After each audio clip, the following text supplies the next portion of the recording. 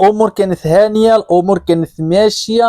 المنتخب اللي كنا معولين عليه شفناه في بطوله ديال شمال افريقيا سحق بنادم ديال بصح وضمن تاهل لكاس افريقيا واخا هو منظم في بلاده. وشفنا المنتخب اللي تاهل لكاس العالم، وصلتوا لدور النصف النهائي وانتم تفشلوا، خسرتوا مع سيليغان ودابا كتخسروا مع مصر. ياك ماشي لعبه دارها لكم المنتخب ديال سيليغان وبقات خدامه حتى لدابا، الله اعلم منين هاد اللاعبين ديال المنتخب الاول كيتفرجوا فيكم وما بينتوا لهمش على الكره اللي عندكم وعلى داكشي اللي غتقدروا ديروا. راه والو، فاشلين، غاهنيو راسكم. انا كنت منكم ويكون كيتفرج فيا بحال هيدا جواد ليامي هو هذاك بغيت نقصد دياز، عرفتي شنو ندير ولا الكازو ناكلو، المهم نحقق النتيجه باي طريقه باش نبين له راسي انا واعر عليه. انا كيبان لي قاسكم العين بزاف ولا كيهضر عليكم الاعلام المغربي، الاعلام المصري، التونسي، وزيد وزيد. اما واحد الرباج مسكين اقضاو عليه كاع ما بقى كيبان. في هذه المباراه ديال الترتيب ضد مصر راه بنتو ضعافين وبزاف.